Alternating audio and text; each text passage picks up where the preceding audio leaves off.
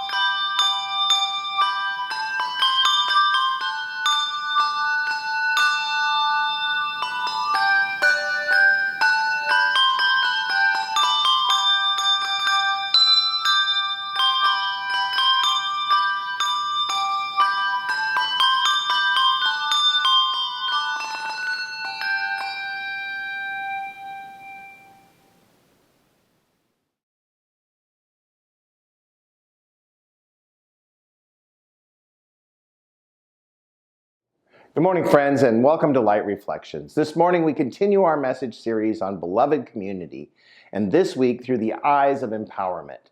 The supportive scripture I have chosen is from 2 Corinthians 9, 8-11 from the Message version. God can pour on the blessings in astonishing ways so that you are ready for anything and everything, more than just ready to do what needs to be done. As one psalmist puts it, he throws caution to the winds, giving to the needy in reckless abandon. His right living, right giving ways never run out, never wear out. This most generous God who gives seed to the farmer that becomes bread for our meals is more than extravagant with you. He gives you something you can then give away, which grows into full-formed lives, robust in God, wealthy in every way, so that you can be generous in every way, producing with us great praise to God. On Monday, I had a meeting with several leaders in Western Yearly Meeting, and during our conversation, I spoke of my time in the Anglican Church and being the lead in planting a new church. As I shared, I was reminded of how I, at such a young and inexperienced age, was able to successfully plant a church. I shared how part of the success was having a bishop who gave me permission to be creative, to try new things, and also provided a plethora of resources for me to utilize in my endeavor. He also allowed me to fail, to start over on occasion, and even go in different directions if need arose. I had already created a successful citywide youth program, and he saw potential in me for this much bigger task. Today, especially among Quakers, I would not call this permission, especially since we do not have bishops, but instead empowerment. Looking back over my life, I can think of a long list of people who empowered me to new ventures, to new thinking, to breaking out of my boxes, and even trying new things.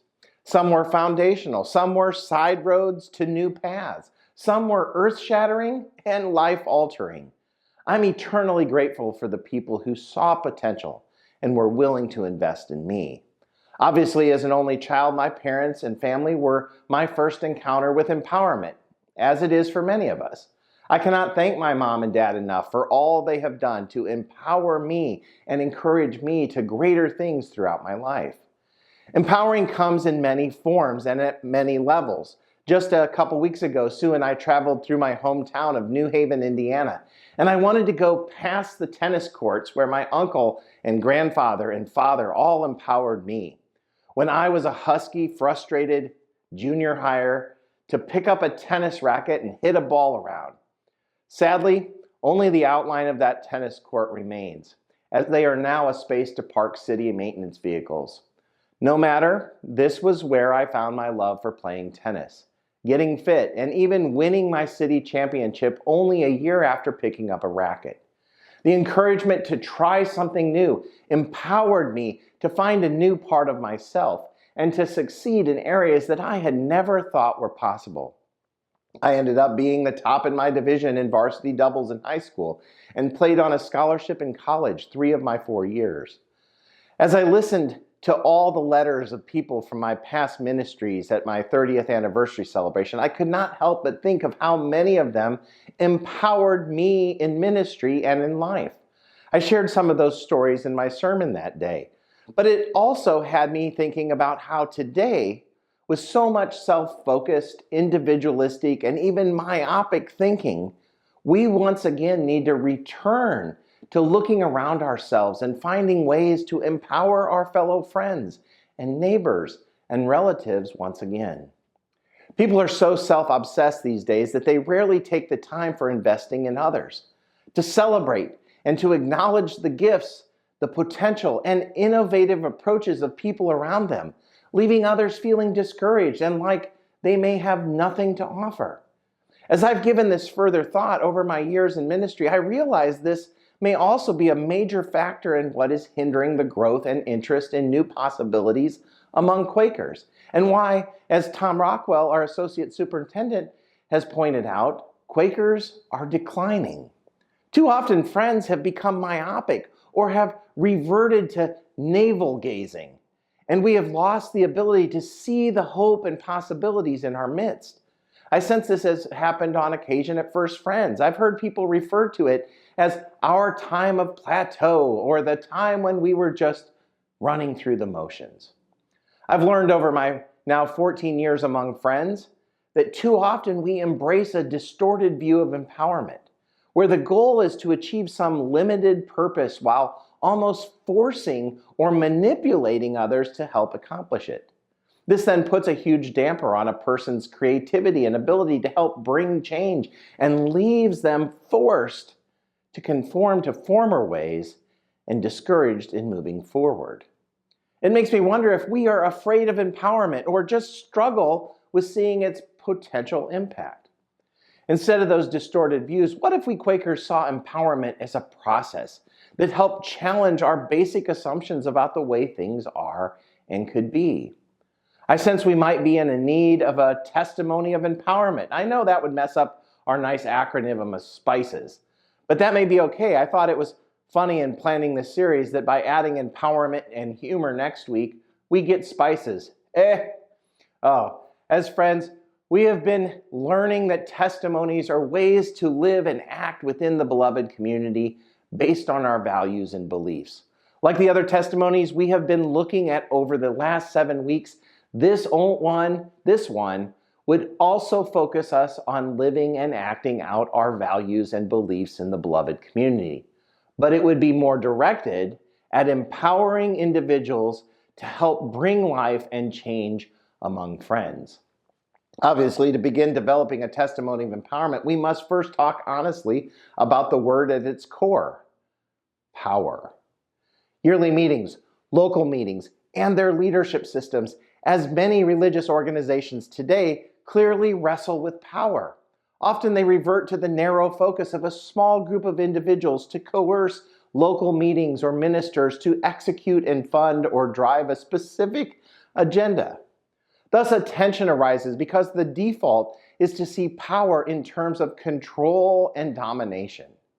For many friends, this often leads to being unchangeable and unchanging, hunkered down in a power struggle of being right or in charge.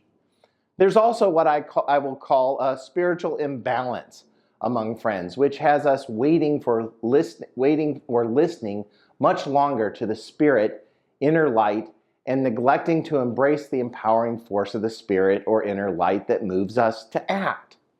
Just maybe we need to take more risks, have faith, and lean into the leadings of the Spirit and inner light. That may seem a bit scary, but looking at our history, it's been the Quaker way. Like our Quaker ancestors, we may find ourselves having divine empowerments and moments of inspiration for positive change in our personal lives, as well as our local and yearly meetings, and even our communities and the world. To welcome a testimony of empowerment, I believe, would embolden just the opposite of control and an unwillingness to change, and instead have us seeking new possibilities, new ideas, new ways to serve and minister to our hurting world. When friends embrace empowerment, we celebrate creativity, we inspire expansion, we seek reform, a spiritual transformation, and a willingness to move power structures from isolated individuals or small groups made of cookie-cutter participants to more diverse groups that support a variety of ideas, beliefs, and relationships. Just think about it. What if First Friends began to embrace a testimony of empowerment that intentionally inspired change, developed partnerships, and sought to name and honestly address the complex issues we and our surrounding communities face? What if we recognized and celebrated individuals for their whole being, their gifting, their personalities, and acknowledged them for more than what they can just do for us? What if, while committing to this, we valued and made a priority of collaborations that were based around mutual respect, diverse perspectives, and the development of a positive and energizing vision where creativity is valued and people begin to empower each other at all levels of life and faith? Just maybe, all of a sudden, lifeless meetings would gain new perspectives and be perceived as sounding boards and launching groups and creative think tanks where new life evolves and births. All of a sudden, the value and contributions of people outside our Quaker bubbles who are searching for what Quakers have to offer would again become important, and a new desire for communicating with them would arise. All of a sudden, a genuinely supportive and celebratory community would begin to put aside differences, to welcome diversity and the possibilities for collaboration and positive impact in their world. All of a sudden, people within our meeting and our yearly meeting would feel the excitement growing and sense hope and personal empowerment to be part of the change. This gets me excited about the possibilities just speaking these words. Please understand, I would have never become a convinced friend if it wasn't for people in my life that recognize the value of a testament of empowerment. I'm indebted to friends Carol Spencer or Colin Saxton, Becky Ankeny, Michael Huber, Howard Macy, Greg Lamb, Lorraine Watson, Tom Stave, Sarah Hoggett, Sean McConaughey, and so many more for acknowledging my gifting, creativity, and potential, and encouraging me to use those God-given gifts and talents which I have spoken of throughout this series in my ministry. These friends gave me permission to challenge my assumptions, to seek diverse and new perspectives, to listen to my inner light, and expand my understanding about God and faith and my world. These people were also willing to come alongside and mentor, celebrate, and partner with me and paint a positive and energizing vision for me that spoke to my condition and the condition of my world. And probably the most important thing, that these people did was set me free to empower the next generation of friends who will carry on that legacy. 5 years ago, I wrestled with the idea of what would a testimony of empowerment look like for Quakers. Here's what I wrote then and what I still believe today. Empowerment is the act or action of liberating and supporting one another to challenge and expand our assumptions, to seek diverse perspectives, to develop our understandings, encourage change, grow unique partnerships, and work to magnify a positive and energizing vision that speaks to the condition of our world through the guidance of our inner light. So as I've done in all of these messages, what are some practical things we can do starting today to help empower those around us? 1, build upon shared knowledge. Knowledge can be transformative. It can lead to visions and inspire change. Sharing knowledge also brings people together. In our meeting on Monday that I shared about at the beginning of this message, someone mentioned that Quakers are always good at sharing a book or a quote. But how do we build upon that shared knowledge? Our goal should be to add that next step, the next step time we share some knowledge with each other. 2, share your story. Talking openly about personal struggles and triumphs takes courage, but doing so can be both liberating and empowering. It can also serve as a bridge that connects people and drives away loneliness, and learning about others' experiences can make people feel less isolated and more hopeful. This is why testimony was so powerful in the early church and why vocal ministry among friends should include our stories of both success and struggle. 3, listen to other people's stories. Listening to others with real attention and empathy can provide them with a meaningful and affirming experience. When people feel heard, they also feel valued. Both feelings are empowering. They encourage people to contribute their ideas and express themselves openly in conversations at work, in school, at meeting, and with loved ones. 4, stand up for others. Empowerment involves standing up for one's own rights and the rights of others. When individuals speak out against injustices or mistreatment, they not only support their values, they also can affect real change that brings greater equality to everyone and protects entire communities from abuse. I always think of the story that Beth shares about the man who, even though he disagreed completely with Phil Gawley, defended his right to say what he believed without being removed from our yearly meeting. That is what Quakers must do. 5, embrace positivity. Positivity significantly affects the mind and body. More than just a catchphrase, positive thinking can decrease stress, boost immunity, and increase a person's ability to analyze. This can support creativity and give people the courage to try out new things and take risks. I think this is a real challenge among friends. We are often so afraid that someone will become prideful that we miss out on the opportunity of being a positive influence in their life.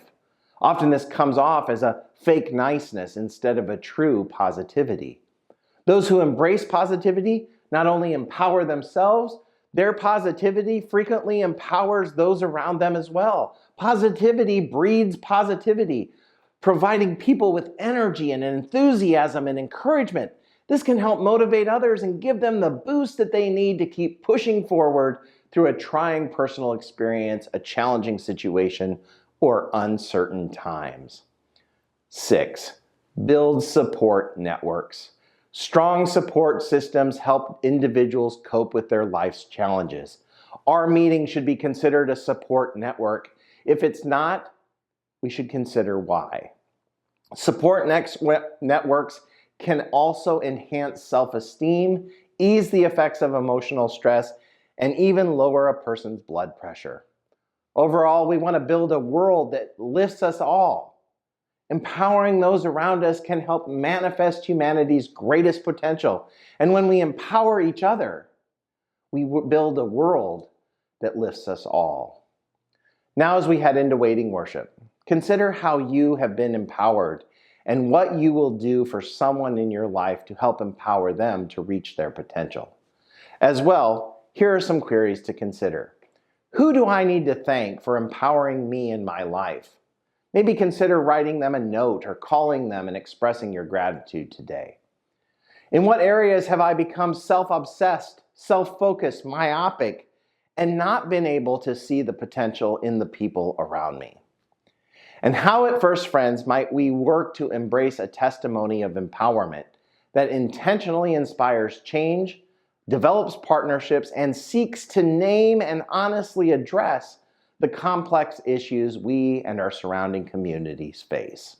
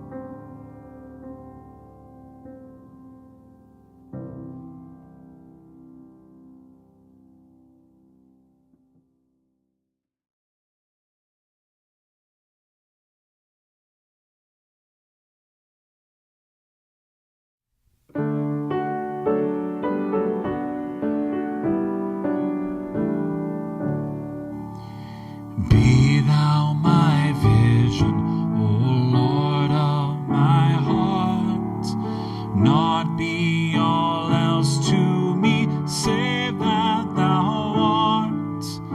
Thou my best thought, by day or by night, waking or sleeping, thy presence my light.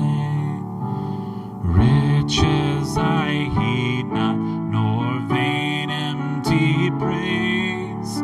Thou mine inheritance, now and always.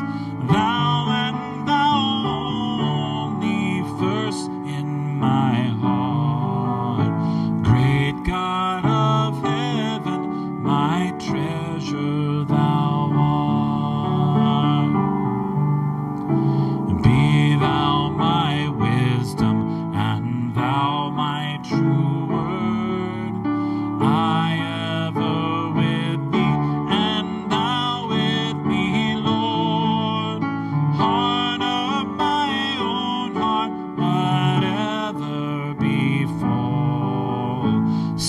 shall be my vision, O ruler of all.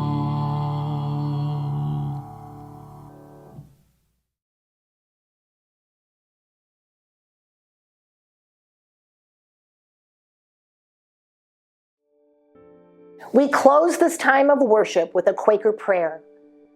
God, open our eyes and unstop our ears, that we may see your light and may hear your heartbeat, reflecting and resounding within our chests, in those of all our neighbors, near and far, in all creatures and plants, and in the ground we walk upon.